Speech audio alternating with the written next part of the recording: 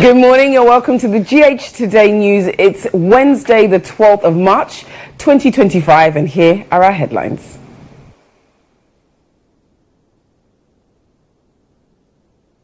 Finance Minister to present bills to repeal 5 taxes.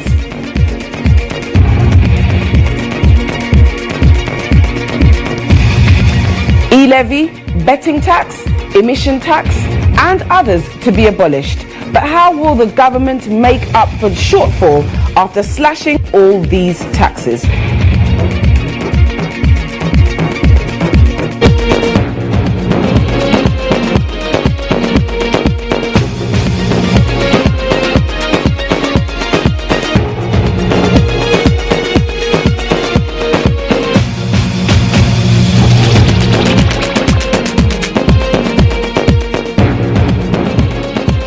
Once again, you're welcome to the GH Today News. My name is Acquah. Now, Finance Minister Dr. Acquah has announced the government's decision to abolish the electronic transaction levy, known as e-levy, and the 10% tax on betting.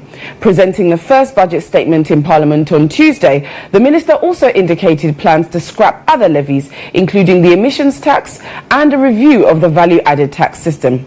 Additionally, Dr. Acquah stated that the government will abolish the COVID-19 levy by the end of the year.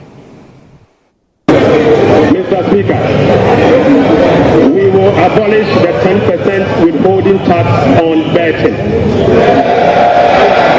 We will abolish the electronic transfer levy, e-levy of 1%. We will abolish the emission levy, otherwise as the Woodley tax. We will abolish the VAT on motor vehicle insurance policy. Mr. Speaker, we will abolish the 1.5% withholding tax on unprocessed gold by small-scale miners.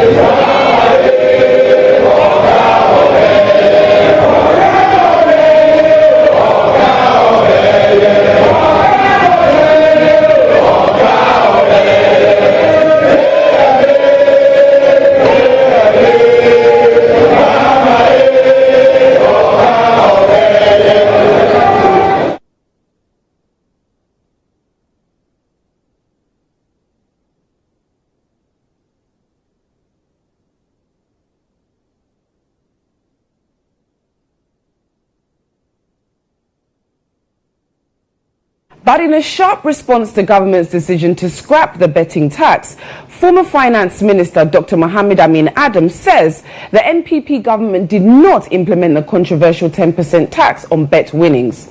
Dr. Amin Adam warned Ghanaians not to be too excited about the scrapping of taxes. He was addressing a press conference after the budget presentation.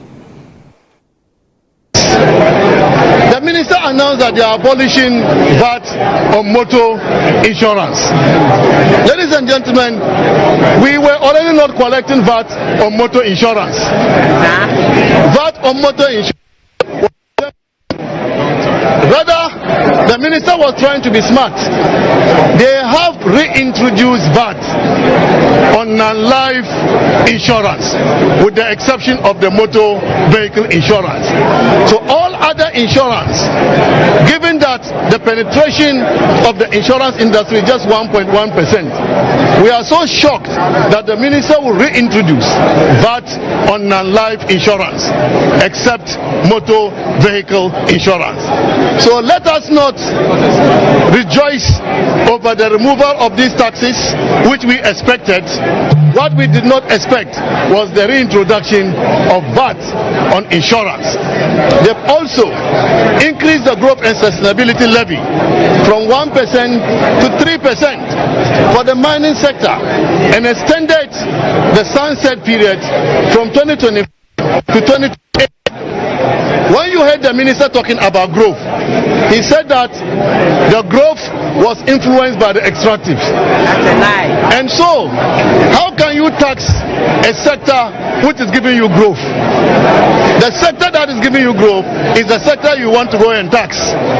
This is not good for industry. This is not good for economic growth. And this is not good for the development of our people. Ladies and gentlemen, betting tax that they said they have abolished. We never collected betting tax. We never implement the betting tax. So to come and tell Ghanaians that you have abolished something that was not implemented is to deceive the people of Ghana. Meanwhile, members of parliament have been reacting to the 2025 budget.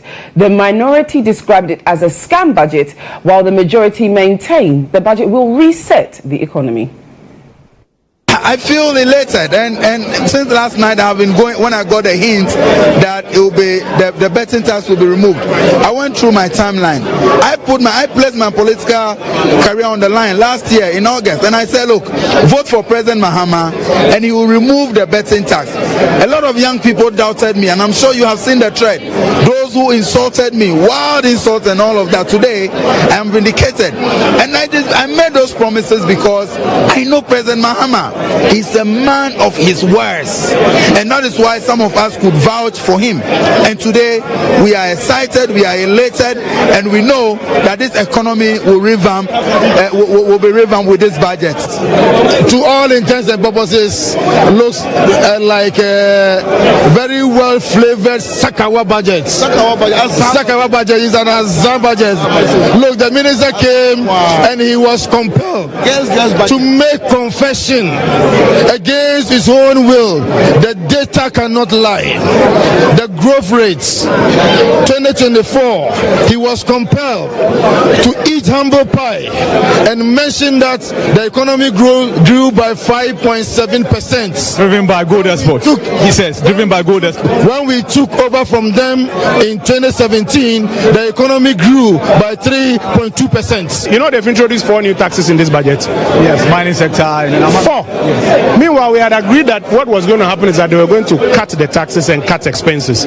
They have cut 5 taxes. They have introduced 4 taxes in replacement of those 5 that they have cut through the back door. And then in terms of the appropriation that they told us they were going to cut, last year we appropriated how much? 250 billion. This year they've appropriated 290 billion, or they've come for 290 billion. That's 290 billion sound like it's a reduction as compared to 250 billion. So the numbers are beginning to expose them. I know the significance of a pre-pad to a girl who is menstruating. Menstruation is natural, it's normal. A girl should be able to go about her duties normally when the girl is menstruating, but because of pads, girls are losing school days to the home. Now the girl child can go to school because of the free pad. That is not the only benefit. The second major benefit is that all these pads are going to be sourced in Ghana. It helps in the made in Ghana goods that we are talking about. This is an import substitution measure. So at the end of the day, all those producing parts in Ghana are going to get business. The money is going to stay in this economy. The pressure on the city will be less. They will be making more profit. He has seen it before. He has ruled this country before, and I'm sure he knows the loopholes where he fell short of, and I'm sure that this time around will be different. And the minority, don't be afraid. When we start the debate, when we were doing the SONA debates, you saw that whilst we were talking about macroeconomic variables that impacted on people, they were also talking about free SHS, rules, agenda 111. So of course they will always have something to say, irrespective of how it goes. At long last, hope has come to Ghana. Why do I say so? One of the major challenges of the health sector is healthcare financing. And this budget has addressed the fears of many Ghanaians when it comes to the health sector. Because there's now money available to address critical health issues. Just by uncapping the NHIL, money will be released, and about 9.9 billion Ghana cedis will be made available through the National Health Insurance Authority to cater for vaccines, to pay for claims, to pay for essential medicine, to ensure that the free primary health care that His Excellency John Dramani Mahama promised will come through. Now, on the foreign front, a solemn vigil was held at the Democratic Republic of Congo's embassy to honor the millions of Congolese lives lost to decades of violence, with a special focus on the ongoing suffering of women who endure untold horrors. Now, the event called for justice and an end to the continued aggression with a candlelight ceremony led by the ambassador of the Democratic Republic of Congo to Ghana.